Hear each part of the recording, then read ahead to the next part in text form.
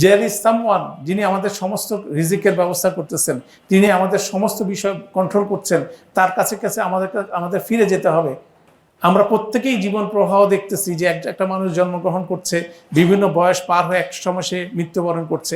আপনি যদি কবরস্থানে যান, আপনি কি দেখবেন বলেন? ছোট ছোট ফলক দেখবেন, অমুক অমুক জন্ম এত তারিখ, মৃত্যু এত তারিখ।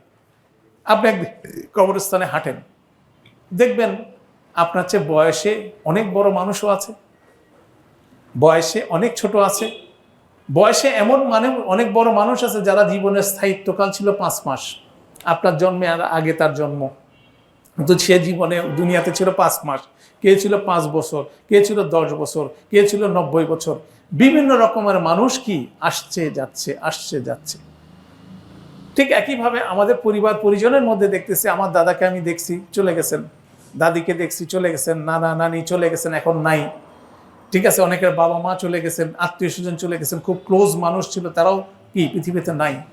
তাহলে আমাদের যে পৃথিবী থেকে চলে যেতে হবে, আমাদের যে একটা এক্সিট হবে, সেটাই হচ্ছে সবচেয়ে বড় সত্য।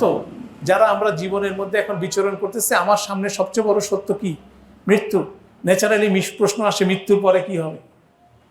তাহলে মৃত্যুর পরে কি হবে, সেই জন্য যত স্টোরি আপনি দেখেন, ইভেন কি অ্যামং দ্য অল রিলিজিয়ান, এটা মক্কা থেকে একটা সুন্দর কম্পারেটিভ রিলিজিয়ানের উপর একটা টেক্সট ওনারা বের করছিলেন।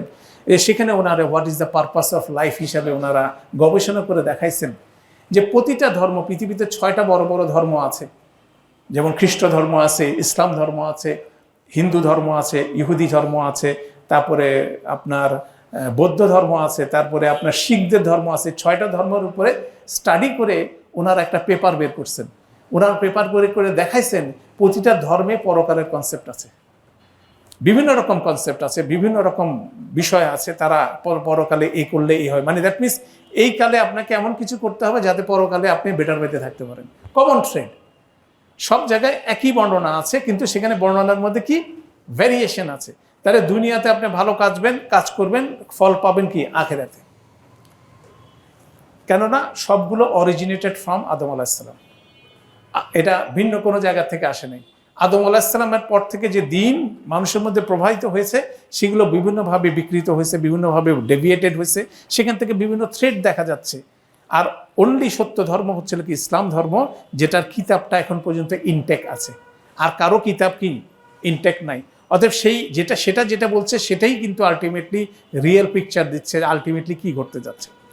তাহলে দেখা যাচ্ছে যে এই দায়িত্ব নিয়ে কিন্তু আমরা দুনিয়াতে অপারেট করছি।